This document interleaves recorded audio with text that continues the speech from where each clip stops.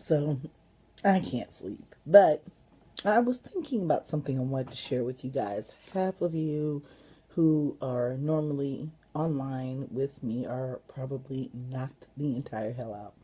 But there was something that is very weird that dawned on me after all of these years of being a reader, because I guess I look at each card, whether it's in a tarot deck or playing card deck, as its own spirit, its own entity, and that is how I was taught to read.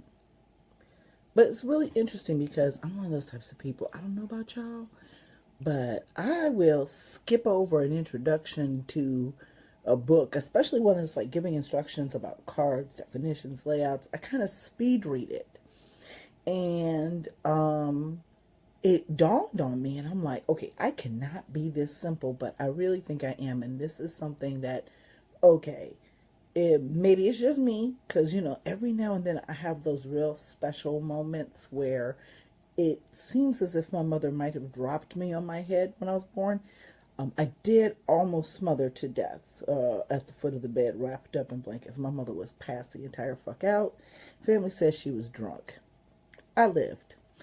But in any case, maybe this lack of oxygen for this particular moment in time, hello, created this big brain fart with me. Okay.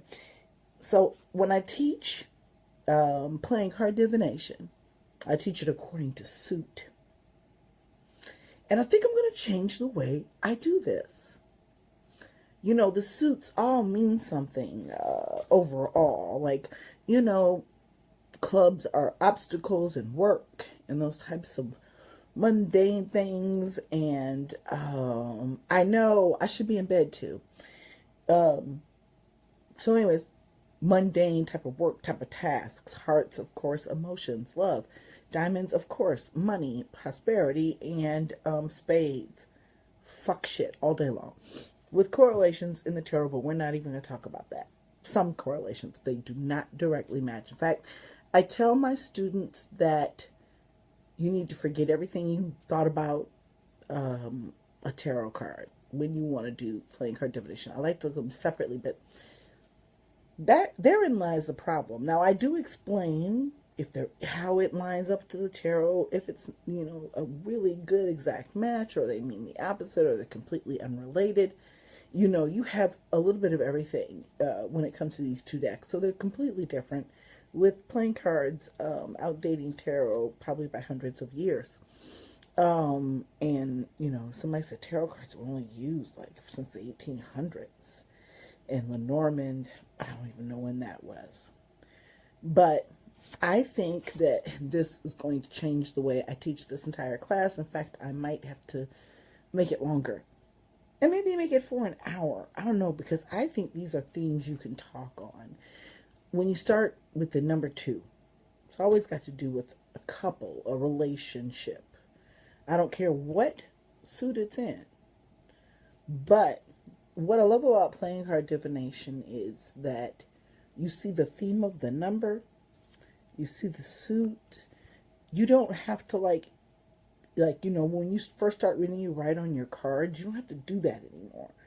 It's kind of like I can't even pronounce it, Suzuki method for divination, if you will. It's very, to me, uncharacteristic. It's not something that, oh, thank you. Yeah, red's my favorite color. It's, I don't know. Like, I'm sure that at least one of you, okay? Wow, that's deep. That happens. That happens to me a lot too. I'm sure at least one of you watching this will say, oh, I've done it like this the whole time, but I don't think like that. I thought in the manner of suits. And I think we need to kind of change the way we approach it, the playing cards. I'm not talking about tarot cards because that's not my specialty. But playing cards always give me that ability to do what my mentor told me to do, which was see past the cards. Because if you get caught up a lot of the times in the imagery, which is what I would do with tarot, I'd be looking at it like I'm scrying. And what I should have been doing is I should have been paying attention more to the energy of the card. And that's why I think that maybe the next time I teach this class, I'm going to teach it by the numbers. Oh, there we go. Playing card divination by the numbers. Okay, I've got a recorded uh, proof that I just came up with that idea. So, painting by numbers could make some people actually who really had not much talent have talent per se. But to me, and I think that anybody can read their own card, if you're just looking at the definition. But when you're a diviner, you're tapping into spirit. And for me, messages just really jump up off the cards, that, are past the card. Okay? And that's when you start to really tap in, and you're open. For me, it's now even much more simplistic to me, because I would like my cards to be, I have a base level meaning, but I don't need to get in the weeds with the cards, because what's going to happen is spirit is going to provide that information. So not to get off a track, teaching these cards as the numbers, the numerology behind them, is probably a better idea. So for example, twos, always couples, sex, yoking with someone financially. I just saw the strangest animal on my floor, but it disappeared, so that's interesting. But it's all about relationships. Spades, the separation thereof. Threes are all about obstacles, or achievements, that small achievements, just getting that stuff that you want to get right. And the fours are always a card of inertia. It's always a card of stagnation, or possible calm and peace and just sitting still. And I think that there's just so much more value in teaching the course like that. I probably should have recorded this for my playing card divination class. I'll share the link so I don't have to teach this lesson again. But, when we start looking at, yes, there still is a spirit of the card, but these four suits, they have siblings, per se. Maybe not siblings, maybe doppelgangers or bizarro world versions, where things aren't quite a match, or things are completely, like the two of spades is the furthest away from the two of hearts. Okay? There's no similarities. But when you start looking at maybe some of the other cards with the hearts, or with the spade, you'll start to see certain patterns emerge. And so that's the way I was thinking about teaching this class in the future, working with the pattern of the number rather than the suit in the deck, because I think the numerology part of this is much more important.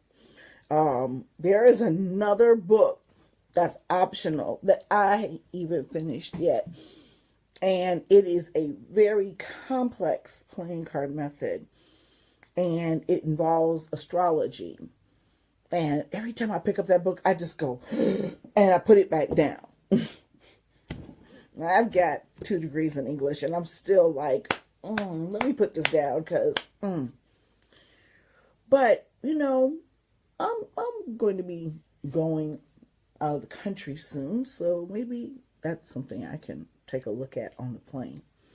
But, yeah, I think that, I was doing it by the suit before, but I really think that we need to talk about the emerging patterns of the numbers, because if you do that, you're going to know the theme. You're going to know the theme of a 6 is a path, whether it's a good path, a bad path, a money path, or a work path, or a relationship path.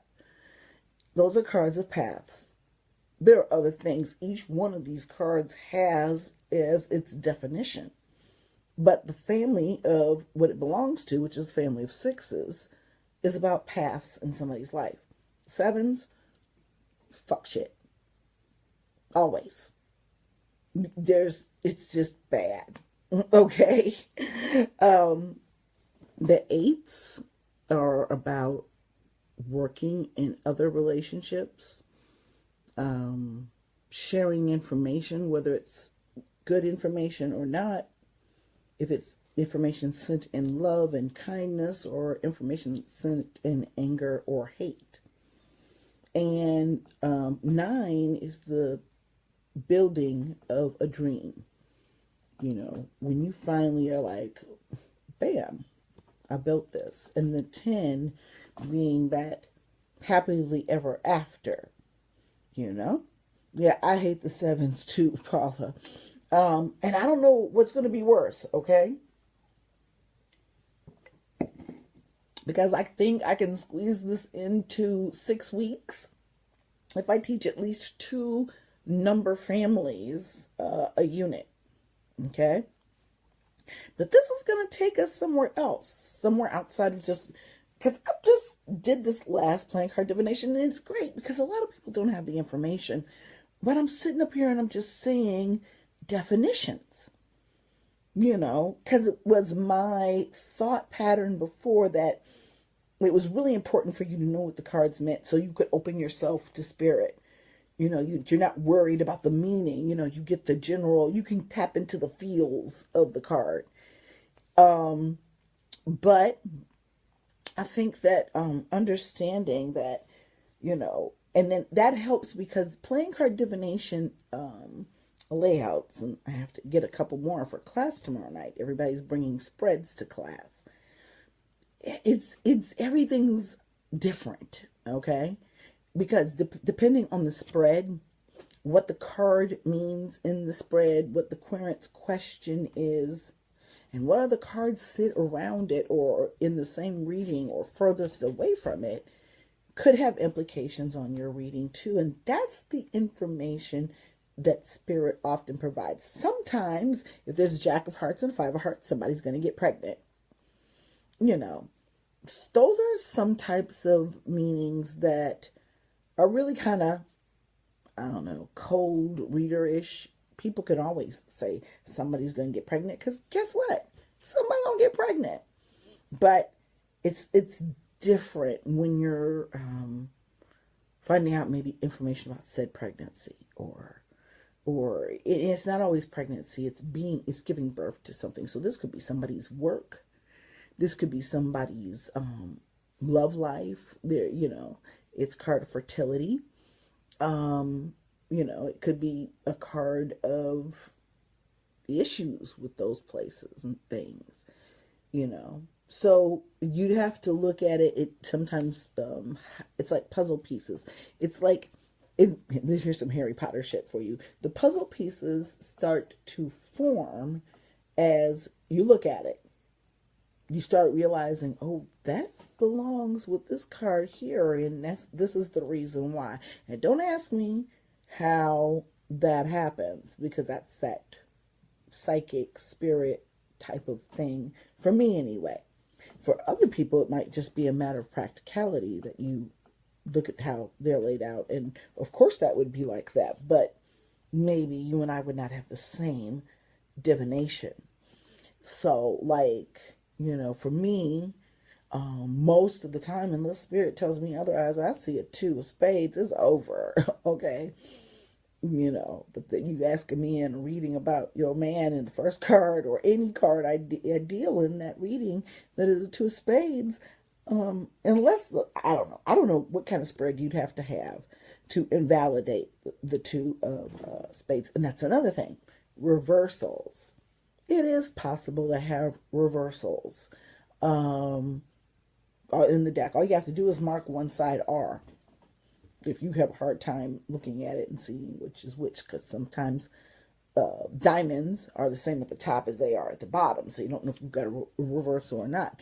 You could also leave that open to spirit interpretation, whether this is an actually positive or at least, you know, in that particular meaning, or is it the opposite?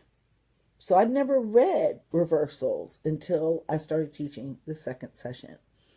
And so It's very interesting because this is the type of stuff, I'm a geek, but this is the type of stuff that really interests me. This is, to me, how magic evolves. Now, maybe somebody else has had this idea and actually sat down and thought about it and talked about it. I'm not, because I can't read every book in the world about playing card divination. But for me, I see it much more logically taught as the families of numbers, and then looking into the numerology of said numbers. Okay? That will really put your understanding, and when you understand what the cards are, then you understand it's not all about a literal specific meaning. That often it can be about something that's related to it, something that's completely the opposite. And for me, the only way I get that is from spirit, especially because I didn't do reversals before. So, though these cards made me lean on that even more, make myself open to that even more, because to read them is a challenge. I didn't even realize that, because you write on playing cards, and even though I love my little first deck of playing cards, it's all beat up, it's raggedy, I'm not looking at what I wrote on those cards anymore. But you don't realize that you have that all here until you sit down with a blank deck. And that is how I put together. Now, these cards are called the Black Excellence deck. This is mycards.com, mycarddex.com. Michelle Obama is the Queen of Hearts. Chris Rock, yeah, is the Joker. Let's start off with what I don't like about the deck. All of the number cards and the ace are just plain old cards. However, this is great for the beginner. Somebody wants to write something. For me, I might write one word now, if anything, because it's for the person that I am divining for. Because especially tarot people, kind of you could tell anybody anything with these cards, because most people don't read them. So it's kind of good to have something. But like for my nicest decks, my like pitch black, total black decks, no. And so here we have, and I don't know who this man is. Okay, this is the Jack of Spades. He's a real troublemaker. Okay, this is always going to be a youthful, masculine energy, and what they will bring in your life, or in the life of the current, whatever the current question has to deal with. But he's a backstabber. He's not worth a damn. And then we got a Queen of Spades, and I don't know who these people are. I'm going to contact the person who makes them, because I'm old. I might not even be able to see. And the King of Spades. Okay, spades being that bad news suit, but they sharp. And so, and you can see all of the other ones. I'll show you Michelle Obama real quick, because I am just in love with this card.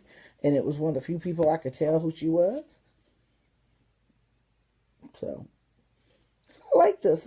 One of my students, Jen Lee, recommended them to me. I love the back of the cards. So will I be reading with these? Probably. I wouldn't want to write on them too much. However, these numbers, the plainness of the cards will be of a benefit to the beginning playing card divination diviner. So yeah, I want to get more focused on and look at this King of Diamonds. Why do I think of the Kappas when I see this? I don't know why. I don't even know who this is, but I would love to know who it's supposed to be. And this is the Black Excellence deck. So Black Excellence deck. So it's got to be about somebody, right?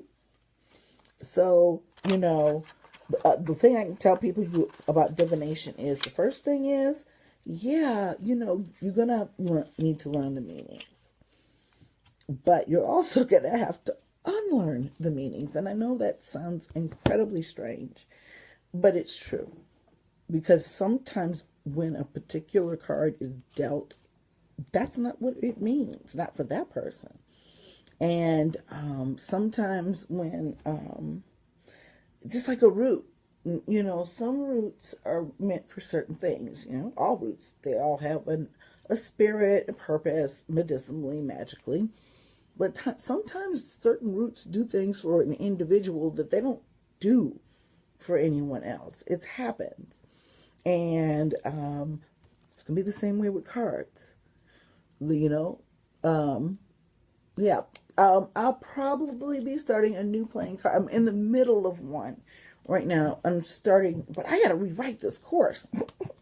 So I don't know if I can offer this in April or if I'll write the course based on what we talk about and I teach you all in the new course. That might be even better. Have a looser framework. Be able to now then know what I need to concentrate on. That's what they call a pilot. But I like these, and I think they're really good cards for the beginner, and they got our people on them, and I just love decks with, you know, it ain't got to even always be all black, but damn, can we be in the deck, you know, as we are represented on Earth? You know, there's a lot more brown people on Earth than there are white people. It would be nice to see more diverse decks. I try to buy decks that look diverse. I don't think that we should have to stick to like animals and other kinds of stuff just to not have people that don't look like us on the deck. And then, of course, we're often asked, why do you have to have that? And it's like, well, you have it all the time, so you tell me. Why do you have to have that? And that often baffles them. They don't get it. You know, and somebody asked me once, well, you don't have any pictures of any white people hanging in your house. I'm like, well, you ain't got no pictures of any black people hanging in your house. People don't get it. But we do like dolls and playing divination things and our religion and the icons, like, you know, the Black Madonna. We want to see ourselves in them. That is the end goal. So you can't do that constantly looking into the eyes of somebody you look nothing like. Because it's, you know, it's hard for me to fathom myself in a blonde, blue-eyed, 5'9", beautiful beach body, you know, like 36, 25, 36 or some shit like that. That's like trying to put a square peg in a round hole. Ain't gonna work. So, and that is why decks like this and decks like the Dust to Onyx deck are pretty fucking amazing, because we are like starving for beautiful black people to be on decks. We're still living in a society that has the first black whatever still going on. It's troubling. So, like I said, you know, I got off tangent. I think just the relationships, the families, especially the emotional families, and that's the way we probably should be looking at divination. A lot of people, you know, they want to be hardcore and tell the future and crush their beliefs. I've heard readers say that. I won't call them diviners because they're really not tapping into the divine. But when we look at the number families and we tap into the different reasons why we may or our clients may be at a standstill, and trying to look at what each one of them represents in that stage in said standstill. And I think that's just a really cool way to do it. And because I always try to write this stuff down late at night, and by the time I'm ending it, it's like I can't even read it. You know, you don't write from right to left anyway. You see how tired I am? I'll write, and I'll probably try to write backwards, and I can't even read it. So this is awesome, because what I'm going to do is I'm going to come back and I'm going to replay it, and I'm going to create the new structure for the class. You know, and I think that it's going to really help people have it. You know, there are certain buzzwords that used to drive me crazy, holistic being one of them. But I think that this is like a holistic way to look at the relationships between the cards in a playing card deck. So that's the way we're going to study them when I come back and we do the class in April. Okay? All right. Maybe I can go to bed now. On Thursday, it's probably like 2 o'clock in the morning. My kid has to get up at an insanely early hour for her bus. And if I'm not like up, like, are you up yet? Are you up yet? Are you up yet? I then have to get in the car and, oh my God, leave the house in the cold. I don't mind when the weather's great. Doesn't bother me. But in the wintertime, and I'm under that comforter, I'm like, please make sure you get your bus. So I've probably known a lot of parents that even didn't work at home if you were on vacation and it was a staycation, told their child, please don't miss that bus. I don't want to leave this house today. Winter, I spend it doing art, crafts, all those types of things. I believe creating things with your hand and making and growing things is a wonderful therapy. So in the wintertime, I'm sitting here messing around with, experimenting. I had a couple orders for the crystal grid, so I did the one with the silver. So this is black stain, and that's a silver foil, vinyl overlay, heat pressed at like almost 300 degrees into the wood.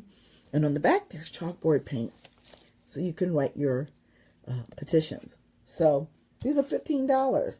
I bought one for twice the price. It was made out of acrylic, but I figured, I do this type of stuff because I like to do it.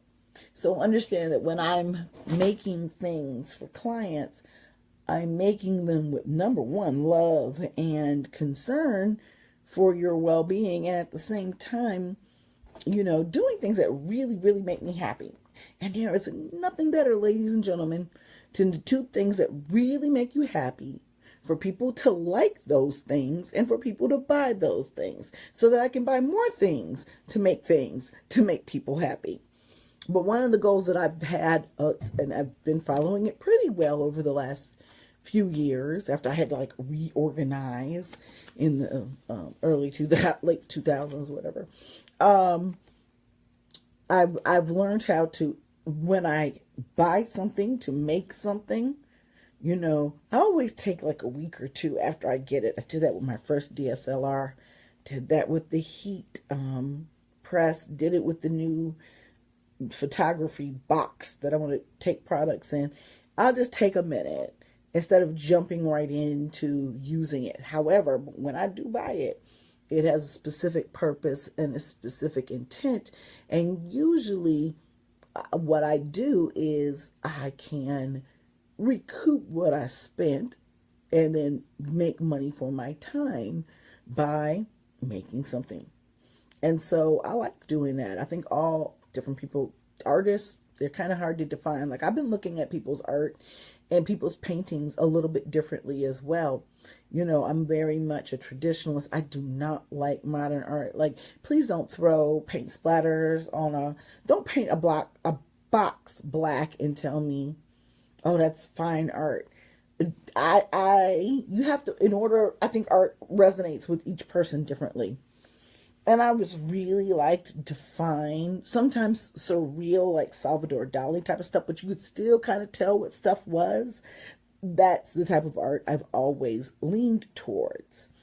I don't know if that's going to change for any reason as I start painting, but then I started looking. I think it was Georgia O'Keeffe. She didn't start painting till she was in her 60s. I didn't become a professional photographer until I was 40. I was 40-something when I became a voodoo-san. So, as long as there's breath, there is time. I think that's one of the things that we all need to understand. As long as there's breath, there's time. Even when there ain't breath, we believe in death quite differently. Even when there is not time, we are still here, we are gone there. And so that is very helpful as well. But yeah, I'm tired, but I just thought I was just really excited about this new way to me. And I'm sorry, you can rain on my parade if somebody's been teaching it like this and let me know, whatever. But it dawned on me, and I'm like, okay, you cannot be that dense that you would teach this by suits rather than their relationships and their patterns. And, that's because sometimes with learning a new system, people often take a linear approach rather than a well-rounded approach. We'll get to that when we get to that. Whereas, and people have said, and I don't know if this goes against current strains of thinking. So by no means is this like meant to be offensive to anyone, but we were always taught, whether this is right or not, that linear thinking was a masculine trait, and that we think differently than each other. I'm like, duh, we're different. We're different people. Different people think differently from each other. But then women, and the way we communicate are more in a circular, a well-rounded, looking at all particular type of angles rather than action. And I think all of us, both women and men, have done both. It just may be, I think it's on an individual basis, because I believe I see a lot of gay men, and they possess that feminine way of thinking. I think that's one of the reasons why a lot of us have gay male friends, because they kind of understand some of the male stuff, whether they subscribe to or not, but they also understand how you're feeling. So I think it's very interesting, that particular point of looking at something and I have a hard time getting it. The more spiritual I become, the more circular I become in my thinking. All around what's going on here, what's the best idea. Knowing how to divine in those moments is clearly important. Everybody's going to want to go to their reader, and you should have a reader in your life, your own personal diviner. You shouldn't be skipping from reader to diviner in your search for what you want to have said to you. Okay? Most people will find they're going to get the same answer over and over and over again if their readers are worth a damn. But you, as an individual, I can't just call my Mambo and be like, Mambo, can you drop everything you're doing right now and let me know if I should go buy this car? My Mambo will be like, if you don't get off my phone right now. So that's why you need to learn how to do something for yourself, so that when you have to make you don't want to make impulsive, reactionary decisions. You want to be proactive, look ahead for your day. That's why you'll pull a card or a set of cards every day.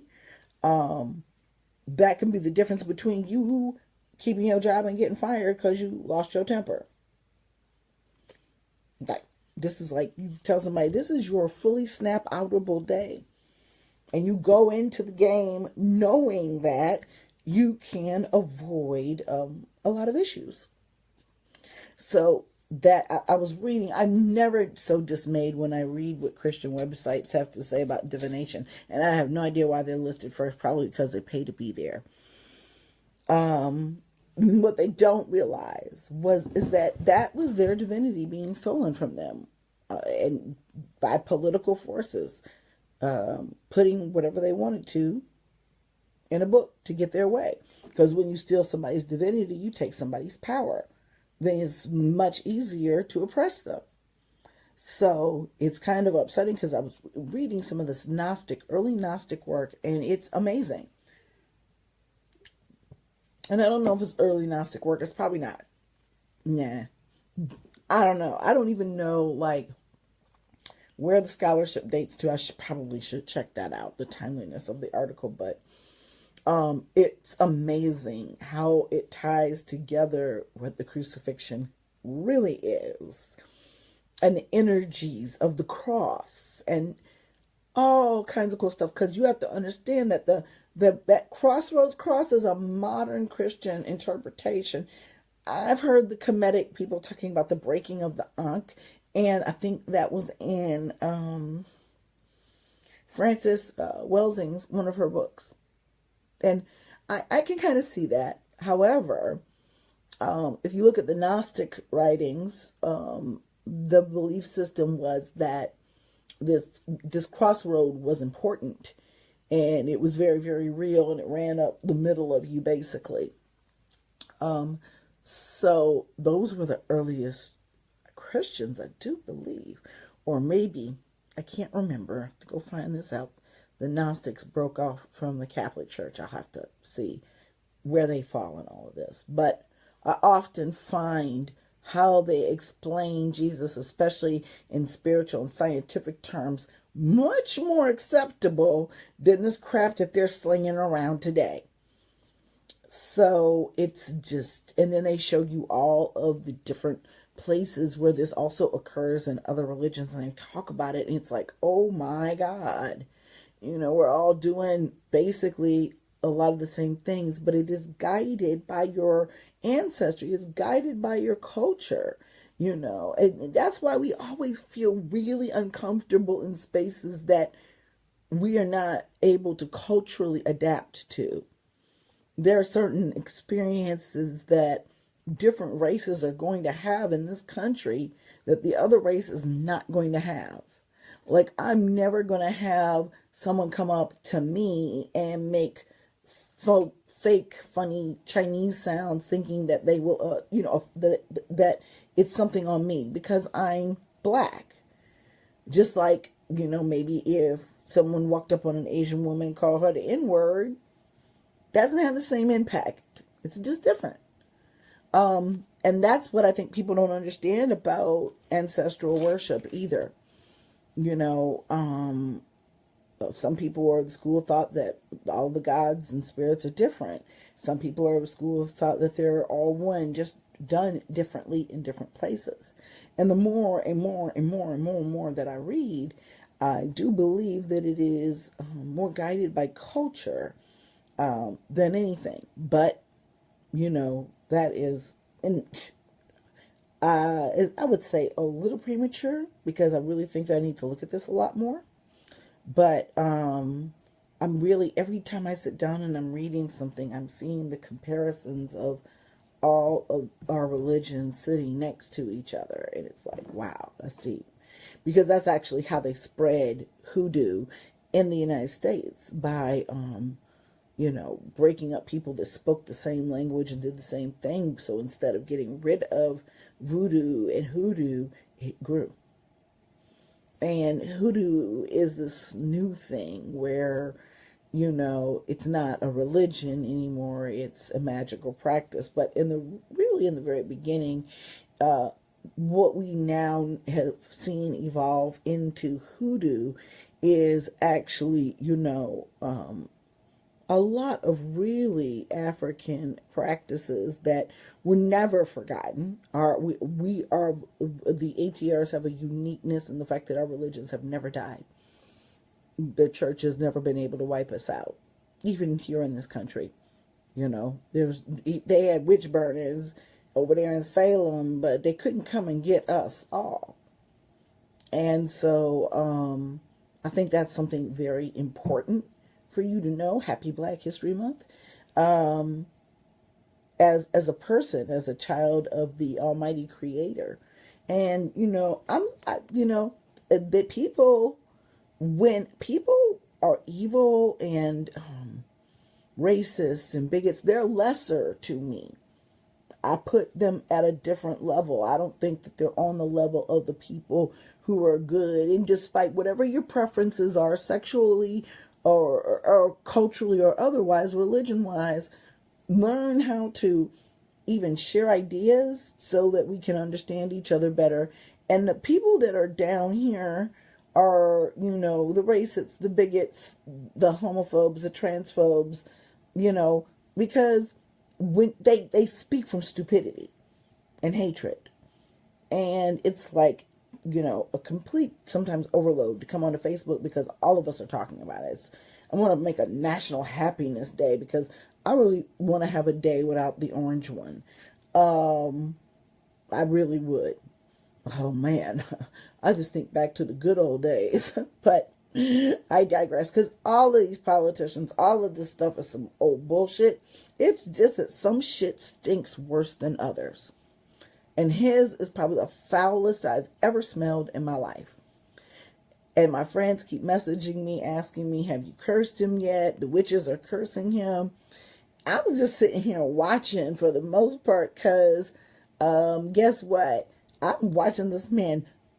If he wasn't crazy before, like just crumbling decline of everything. And I'm wondering how long the people of the United States are going to sit here and watch this fuck shit. But of course, you're looking at a country that voted for a man who said, grab her by the pussy. You know? We had 2 cops killed here last weekend.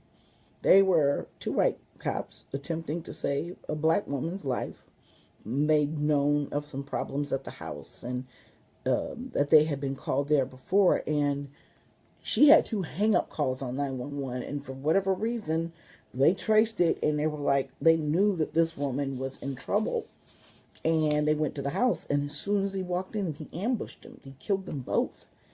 Both of the cops who were coming to, and this woman's in the bushes, and she's talking about saving her child because her child is still in the house, because maybe the husband had the child. I don't know. They say I think he's been hospitalized, but you know, that's messed up.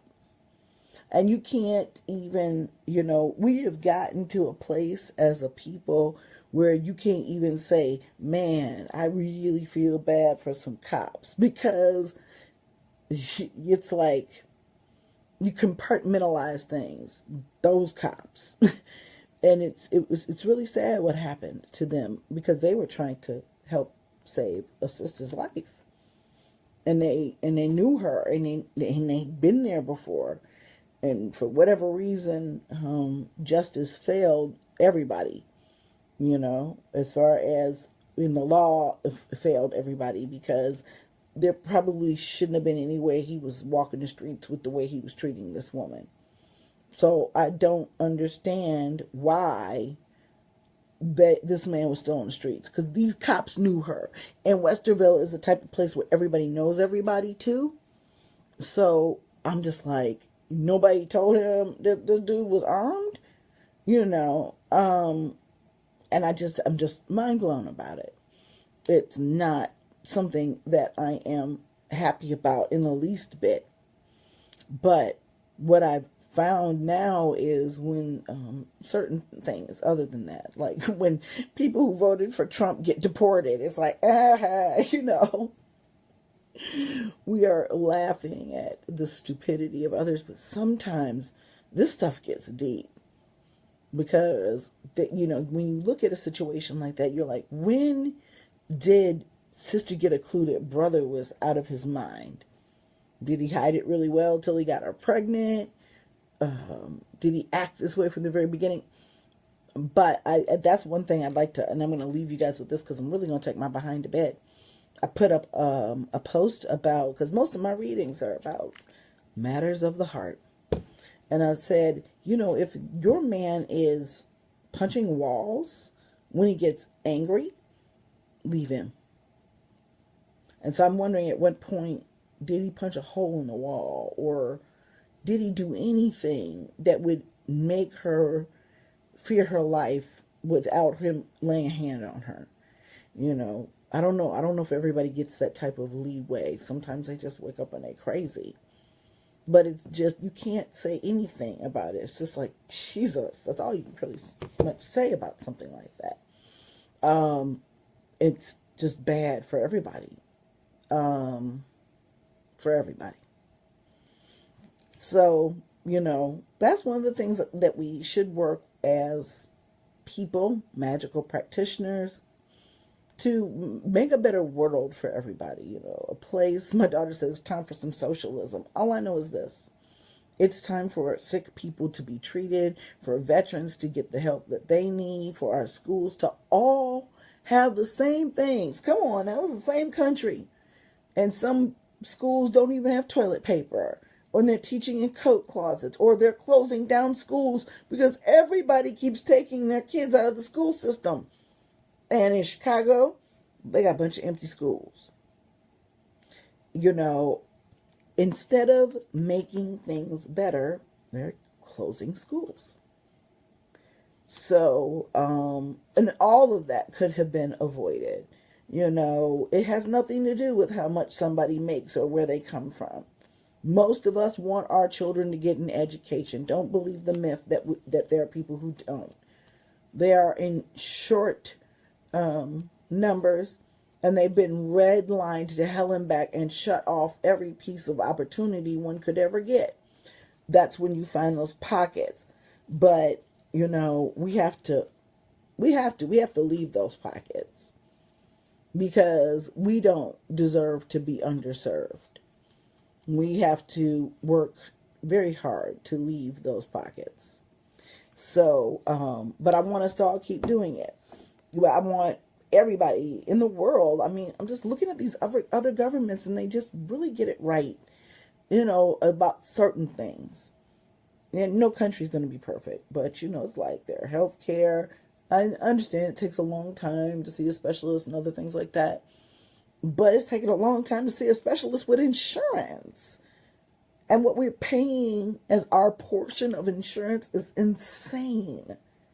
So those types of things are really, really would love to see changed, because I think that's where you're going to get more entrepreneurs, more people like me that work a full-time job, because I need that full-time job for consistency as well as health benefits. It's hard for people to be out here on their own running a business. It's damn near impossible. They're making it impossible for us to be entrepreneurs. And that's a sad thing. And I am completely off topic. But once again, think numerology. Think in the groups of numbers rather than suits. And I'm going to change the way I teach this class in the future. Okay? Take care. Bye.